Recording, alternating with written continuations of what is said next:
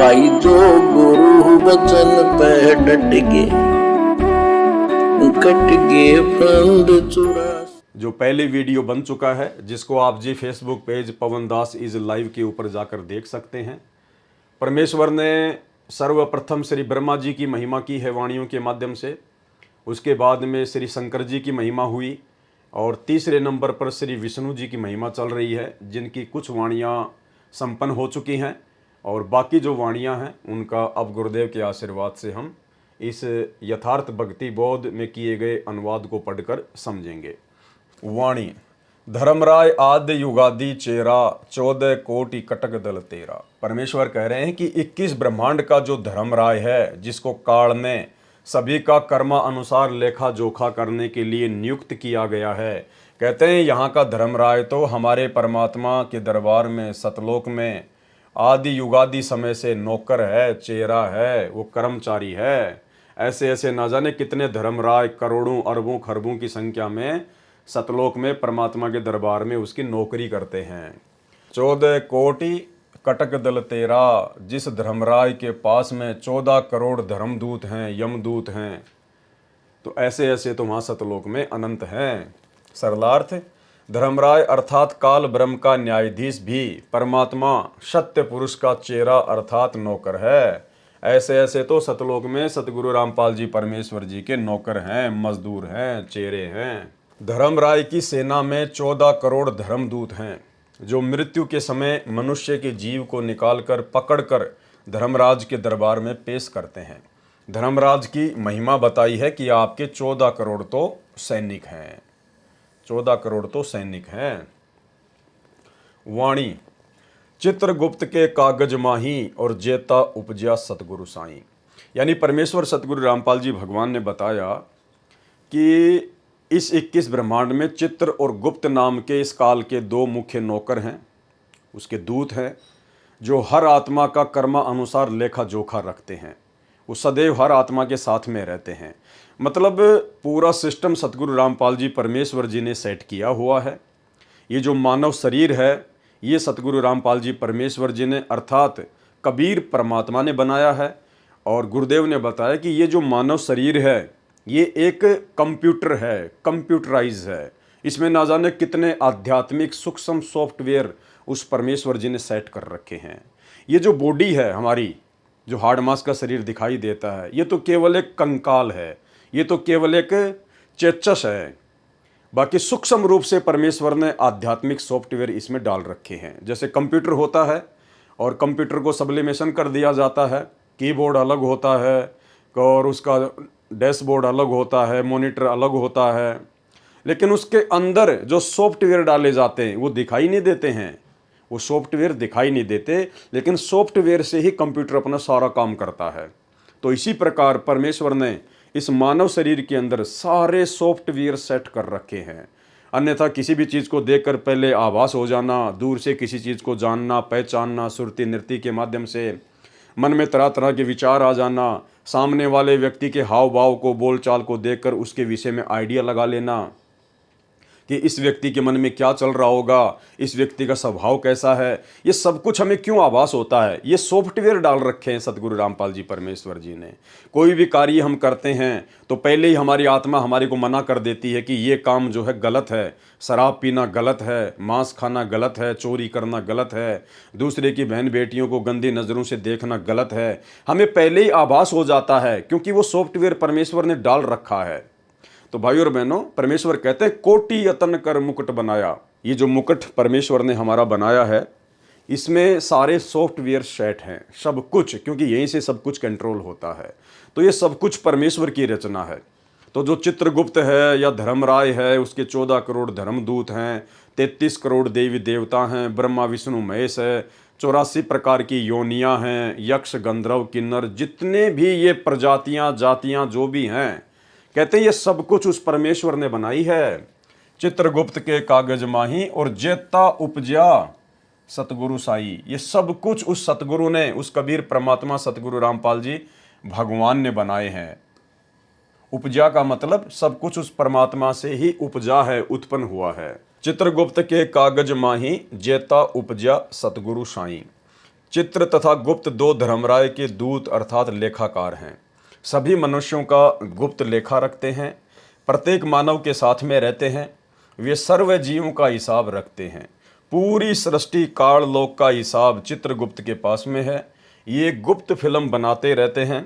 उसकी एक कॉपी धर्मराज के दरबार में फैक्स कर देते हैं, ईमेल कर देते हैं, जो चित्रगुप्त के कागज अर्थात कॉपी में लिखा है।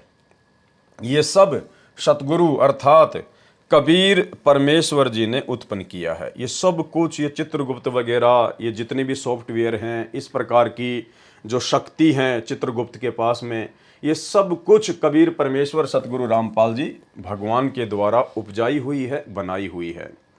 अब भाई और बहनों, विचार करने की बात है, ये चित्रगुप्त तो कबीर परमात्मा सतगुरु रामपाल जी भगवान के नौकर हैं, नौकर के भी नौकर हैं, क्योंकि काल परमात्मा का नौकर है और काल के अधीन ये चित्रगुप्त हैं। और जब चित्रगुप्त के पास में ऐसी पावर है तो सोचिए उस परमेश्वर में कितनी पावर होगी। यानी सतगुरु रामपाल जी भगवान अपने प्रत्येक भगत को नज़र में रखते हैं। प्रत्येक भगत के ऊपर पल पल उनकी नज़र रहती है कि भक्ति लेने के बाद में कौन भगत मर्यादा में है, किस भगत के मन में क्या विचार चल रहे हैं, कौन भगत अपने गुरु जी को किस भाव से, किस श्रद्धा से देखता है। ये परमेश्वर के पास में पल पल की खबर है, सेकंड सेकंड की खबर है। यानी चित्रगुप्त से भी असंख्य गुणा उत्तम टेक्नोलॉजी सतगुरु रामपाल जी परमेश्वर जी की है, जिन्होंने इस शरीर में अपनी अलग से फिट कर रखी है। तो हमने भक्ति में गफलत नहीं करनी चाहिए। हमारे परमात्मा सतगुरु रामपाल जी हमारी हर क्रिया पर पल पल नज़र रखते हैं और उसी हिसाब से फिर आगे चलकर हमें सुख या दुख मिलते हैं।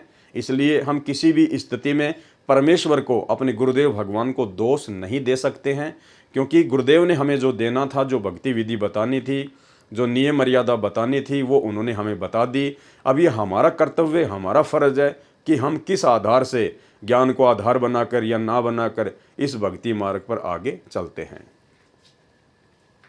वाणी सातों लोक पाल का रासा, उर्मे धरिए साधु दासा। काल ब्रह्म के एक ब्रह्मांड 7 लोकपाल माने गए हैं, जो 7 दीपों के स्वामी हैं। संत गरीबदास जी कहते हैं कि और सब रासा अर्थात झंझट है। यानी ये जो काल लोक है, जो 21 ब्रह्मांड है, इस काल ने ना जाने अपने कितने लोकपाल, अपने कितने देवी देवता, अपने कितने एजेंट यहाँ पर छोड़ रखे हैं यहाँ की व्यवस्था को संभालने के लिए, और मानव शरीरधारी स्त्री पुरुषों को फंसाने के लिए, भक्ति से दूर करने के लिए।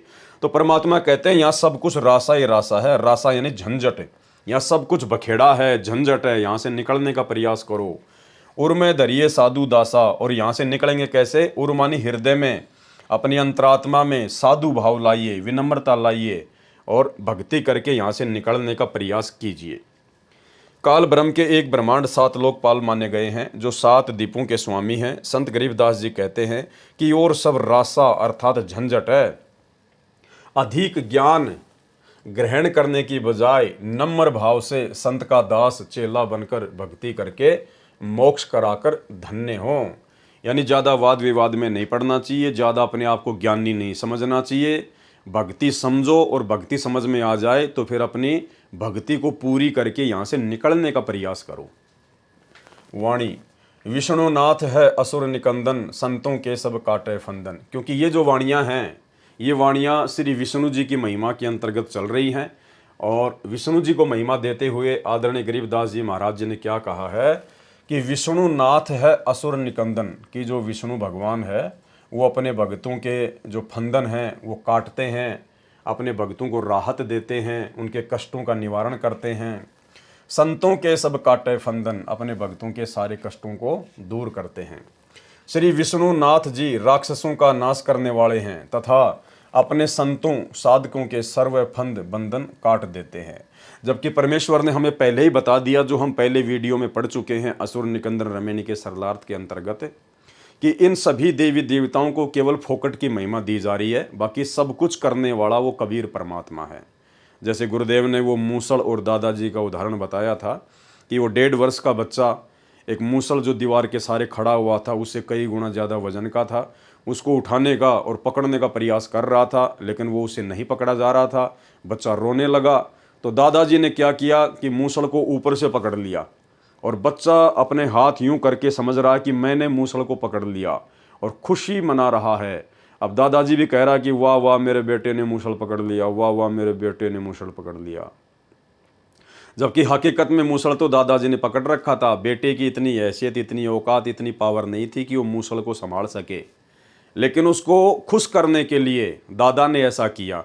तो दादा है यहाँ कबीर परमात्मा सतगुरु रामपाल जी, जिन्होंने सर्व सृष्टि को उत्पन्न किया। और ये जितने भी देवी देवता हैं, जितनी भी ये वैश्विक शक्तियाँ हैं, ये उस दादा के आगे 1.5 वर्ष के बालक के जैसे हैं, बच्चे के जैसे हैं, शक्तिहीन हैं, बुद्धिहीन हैं। तो सब कुछ करने कराने वाला परमात्मा है, लेकिन यहाँ पे इनको महिमा दी गई है ताकि ये खुश रहें, प्रसन्न रहें। अब जैसे दादा को कोई विशेष काम करना होता है, तो छोटे छोटे बच्चे यदि इसको दुखी करते हैं, परेशान करते हैं, तो दादा उनको किसी न किसी काम पे लगा देता है, उनकी झूठी प्रशंसा कर देता है, उनको 2 रुपये देता है, वो दुकान पे भाग जाते हैं और दादा पीछे से अपना काम कर लेता है, माता पिता पीछे से अपना काम कर लेते हैं।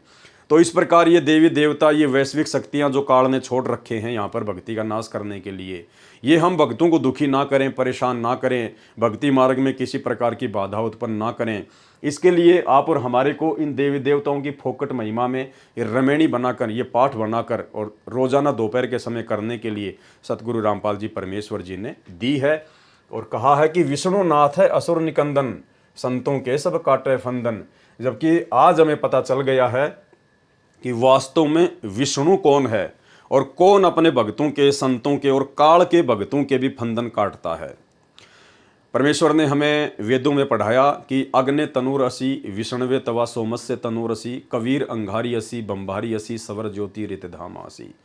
कि वो विष्णु अर्थात तीनों लोकों में प्रवेश करके सबका भरण पोषण करने वाला सबसे बड़ा विष्णु है। असल में वो है कबीर परमात्मा। 3 लोक कौन से? 21 ब्रह्मांड काल के, 7 संख ब्रह्मांड अक्षर पुरुष के और सतलोक से लेकर ऊपर के लोक जहाँ पर सृष्टि है, वो कहते हैं उन सभी का पालन पोषण करने वाला असल में जो विष्णु है वो कबीर परमात्मा है। और वही कबीर परमात्मा आज हमारा सौभाग्य कि हमारे पूज्य गुरुदेव भगवान के रूप में धरती पर प्रकट हैं। तो सबके फंदन, सबके कार्य सिद्ध ये कबीर परमात्मा सतगुरु रामपाल जी भगवान करते हैं। अन्यथा भाइयों और बहनों, जो विष्णु जी हैं, जो काल के पुत्र हैं, जो सतोगुण के प्रधान देवता हैं, ये कैसे और किसके फंदन काट सकते हैं? एक समय राक्षसों का और देवताओं का आपस में युद्ध हो गया। राक्षसों का सेनापति, उनका राजा शंखचूड़ था और इंद्र ने ब्रह्मा विष्णु महेश से अरदास करी, अर्ज करी कि भाई हमारे से तो मर नहीं रहा, तो आप हमारी सहायता करो। तो ये तीनों देवता आ गए वहाँ पे, ब्रह्मा विष्णु महेश। लेकिन इन तीनों देवताओं से भी वो शंखचूड़ राक्षस नहीं मरा। कारण क्या था कि उसकी पत्नी तुलसी वो पतिव्रता थी, और जब तक उसके पतिव्रता धर्म को खंडित ना किया जाए तब तक वो शंखचूड़ राक्षस मर नहीं सकता था। तो 33 करोड़ देवी देवता थक कर हार गए, इंद्र थक कर हार गया। फिर ब्रह्मा विष्णु महेश से अर्ज की, बारी बारी वो भी आए, उनके भी बस की बात नहीं। अंत में किसी ने उनको सुझाव दिया कि भाई इसकी पत्नी है तुलसी, वो अपने पतिव्रता धर्म पर है, अगर उसके सतीत्व को नष्ट किया जाए तो ये राक्षस मर सकता है। अब ये घटिया काम भी श्री विष्णु जी ने किया। फिर ये केवल ये कर सकते हैं, तो श्री विष्णु जी ने उस राक्षस का रूप धारण किया और धोखे से उसकी पत्नी तुलसी के साथ में शारीरिक संबंध बनाए, मिलन किया, जिससे उसका पतिव्रता धर्म खंडित हुआ। तब कहीं जाकर वो शंखचूड़ राक्षस मरा और देवताओं ने जो है राहत की सांस ली। तो भाइयों और बहनों, ये तीनों देवी देवता मिलकर एक राक्षस को मारने में भी सफल नहीं हुए। और वैसे भी सृष्टि रचना के अंतर्गत हमें गुरुदेव भगवान ने बताया, श्री देवी भागवत पुराण में लिखा हुआ है कि जब सृष्टि की रचना हुई थी, काल ने इन तीनों पुत्रों को उत्पन्न किया और आपस में जब इनको मिलाया तो वहाँ पे मधु और कटब नाम के 2 राक्षस आ गए और उन दोनों राक्षसों से ये देव देवता लड़ते रहे। लेकिन उन दोनों राक्षसों को भी ये मार नहीं पाए। 5000 साल तक युद्ध चलता रहा। अंत में श्री देवी ने, दुर्गा ने, इनकी माता जी ने धोखे से उन राक्षसों का ध्यान अपनी ओर आकर्षित किया, अपने रूप की ओर आकर्षित किया, उनको मोहित किया और पीछे से विष्णु जी ने फिर उनका वध किया। तो ये कितने असुर निकंदन हैं, ये कितने अपने भक्तों के फंद काट सकते हैं, ये परमात्मा ने अपने तत्व ज्ञान में हमें बता रखा है। लेकिन इनको खुश करने के लिए, इनकी फोकट महिमा करने के लिए परमेश्वर जी ने हमें असुर निकंदन नमैनी का पाठ दिया हुआ है, जो हमने रोजाना करना होता है। विष्णुनाथ है असुर निकंदन, संतों के सब काटे फंदन। श्री विष्णुनाथ जी राक्षसों का नाश करने वाले हैं तथा अपने संतों साधकों के सर्व फंद अर्थात बंधन काट देते हैं। वाणी नरसिंह रूप धरे गुरु राया और हिरणाकुश को मारण धाया। श्री विष्णु जी की महिमा चल रही है कि हे विष्णु जी, आपने अपने भगत प्रहलाद की रक्षा के लिए हिरण्यकश्यप राक्षस का वध किया, आपने नरसिंह रूप धारण किया। जबकि हमें पता है कि नरसिंह रूप धारण स्वयं कबीर परमात्मा सतगुरु रामपाल जी ने किया था, क्योंकि हिरण्यकश्यप ने ब्रह्मा जी से जिस प्रकार से वरदान मांग रखा था उसके तहत कोई भी शक्ति 21 ब्रह्मांड में उसको मारने में सक्षम नहीं थी। ना देव से मरूं, ना महादेव से मरूं, ना गंधर्व से, ना यक्ष से, ना किन्नर से, ना पृथ्वी पे, ना आकाश में, ना शस्त्र से, ना अस्त्र से, ना दिन में, ना रात में, ना धरती पे, ना आसमान में। मतलब उसने ऐसा वरदान मांग रखा था कि 21 ब्रह्मांड में किसी भी शक्ति के द्वारा उसको मारना संभव नहीं था, क्योंकि यहाँ सब देव हैं और उसने वरदान मांग रखा था कि कोई भी देव मुझे मार नहीं सकता। अब आप कहोगे कि भाई जब ब्रह्मा जी ने वरदान दिया तो क्या ब्रह्मा जी भी नहीं मार सकते थे क्या? ब्रह्मा जी ने वरदान दिया तो ब्रह्मा जी तो मार ही सकते थे, नहीं मार सकते थे। जिस प्रकार से बहुत बड़ा कोई अधिकारी है और उसके पास में जो है बंदूक है, रिवॉल्वर है। अब रिवॉल्वर जिसके हाथ में होगी वो तो शक्तिशाली है, वो तो मार सकता है सामने वाले को। लेकिन वो रिवॉल्वर यदि वो गलती से किसी अपने अधीन किसी जो है वो कर्मचारी को दे दे और वो कर्मचारी यदि वो बंदूक रिवॉल्वर का मुंह उसकी तरफ करके खड़ा हो जाए कि अब तुझे मारूंगा, तो वो एसपी, डीएसपी, वो कर्नल, वो जनरल, वो बेबस है, कुछ नहीं है, क्योंकि वो जो शक्ति थी वो शक्ति उसने उसको दे दी। अब वो शक्ति अपना काम करेगी। वो ब्रह्मा जी अपना काम नहीं करता, ब्रह्मा जी के पास में जो भक्ति की शक्ति है वो अपना काम करती है। तो ब्रह्मा जी ने वो रिवॉल्वर वो हिरण्यकश्यप को दे दी। अब ब्रह्मा जी की क्या औकात कि वो हिरण्यकश्यप को मार दे। और जब ऐसे समय आता है तो ये देवी देवता भी, ब्रह्मा विष्णु महेश भी उस परम शक्ति से अरदास करते हैं, उससे विनती करते हैं, और वो परम शक्ति इनकी पुकार को बहुत जल्दी सुनता है, क्योंकि इनके पास में भक्ति धन ज़्यादा है। तो तुरंत वो परमात्मा कबीर परमेश्वर सतगुरु रामपाल जी इनकी पुकार सुनता है और परमेश्वर फिर कोई ना कोई जो है रूप धारण करके, क्योंकि परमेश्वर के पास तो असंख्य रूप हैं, परमात्मा के पास तो हर शंका का समाधान है, हर मुसीबत का निवारण है। भाई जिसने 84 लाख प्रकार की योनियां बना दी, हम सोच भी नहीं सकते, और उस परमेश्वर ने 84 लाख प्रकार के जीव बना दिए। कोई भी जीव एक दूसरे से नहीं मिलता है, सबके गुण संस्कार अलग अलग हैं, तो परमेश्वर क्या नहीं कर सकता। तो इन्होंने परमेश्वर से अरदास करी तो परमेश्वर स्वयं नरसिंह रूप धारण करके आए। यानी हिरण्यकश्यप ने जो वरदान मांगा था बिल्कुल उस वरदान के विपरीत परमेश्वर बन के आए। ऊपर का जो सिर था, जो नाखून थे वो शेर के थे, और नीचे का जो शरीर था वो इंसान जैसा था, देवताओं जैसा था। नरसिंह रूप धारण करके परमेश्वर आए। और यहाँ पे गुरुदेव भगवान ने इशारा भी कर दिया कि नरसिंह रूप धरे गुरु राया। गुरु यानी सतगुरु और राया यानी साहेब, भगवान, यानी गुरु भगवान। कौन गुरु भगवान? सतगुरु रामपाल जी भगवान। आदरणीय गरीबदास जी कह रहे हैं कि मेरे गुरु भगवान, मेरे सतगुरु जो मुझे छुड़ानी में मिले थे, उन्होंने नरसिंह रूप धारण किया था। तो आज हमें पता चल गया है कि वही गुरु जो गरीबदास जी को मिला था, आज वही गुरु हमें मिला हुआ है। तो उसी गुरु कबीर परमेश्वर सतगुरु रामपाल जी ने त्रेता युग में नरसिंह रूप धारण करके और हिरण्याकुश को मारण धाया, उसको मारने के लिए दौड़े। धाया यानी दौड़े। अब भाई और बहनों, बहुत सारी बातें हैं। अब परमेश्वर ने त्रेता युग में भगत प्रहलाद की रक्षा करी, अपनी आत्मा की उन्होंने रक्षा करी। अब प्रहलाद भगत की महिमा बन गई, आज तक उसकी महिमा है, लेकिन उसके पास में यथार्थ भक्ति नहीं थी, उसके पास में सत मंत्र नहीं थे जो आप और हमें प्राप्त हैं। प्रहलाद जी को वो सतगुरु प्राप्त नहीं था जो आप और हमें प्राप्त हैं। प्रहलाद जी को वो मौका नहीं है जो मौका आज और हमें मोक्ष प्राप्ति का है। लेकिन उसके पिछले जन्म जन्मांतरों की भक्ति, उसके पुण्य, कभी वो परमेश्वर की शरण में था इस कलयुग की पिछली पीढ़ी में, लेकिन उसका पैर फिसल गया। तो भक्ति तो हमारी ज़बरदस्त हो ही जाती है, और फिर उसी भक्ति के प्रतिफल में परमेश्वर जब हमारे ऊपर कोई विशेष आपत्ति आती है और आत्मा से हम पुकार करते हैं, तो भले उस समय हम किसी की भी भक्ति कर रहे हैं या नहीं कर रहे हैं, लेकिन जब विशेष संकट आता है और आत्मा पुकारती है, तो परमेश्वर उस भक्ति के प्रतिफल में आप और हमारी रक्षा करने के लिए उपस्थित हो जाते हैं। बाकी उसी प्रहलाद भगत ने आगे चल के अपने इतने कर्म फोड़े, इतने कर्म फोड़े जिसकी कोई गिनती नहीं है। उसने बहुत लड़ाइयाँ लड़ी, उसने बहुत सारे उसने युद्ध किए, और आगे चल के फिर युद्ध में क्या होता है, जनहानि होती है, अपने कर्म ही फोड़ता है वो। तो आज जो मौका आप और हमें दिया है परमात्मा ने मोक्ष प्राप्ति का, वो मौका भगत प्रहलाद के पास भी नहीं है। इसलिए भगत प्रहलाद से भी उत्तम और कई गुना श्रेष्ठ आत्माएं आज वर्तमान में वो भगत भाई बहन हैं जो सतगुरु रामपाल जी परमेश्वर जी की शरण में हैं। नरसिंह रूप धरे गुरु राया, हिरणा कुसकु मारण धाया। सरलार्थ, आप जी प्रहलाद भगत की रक्षा करने के लिए नरसिंह रूप धारण करके शेर की धुराए और हिरण्यकशिपु राक्षस राजा को मारने के लिए दौड़े, उसका नाश किया और जनता भाई जो गुरु बचन पे डट गे, कट गे फंद 84 के, कट गे फंद 84 के, कट गे फंद 84।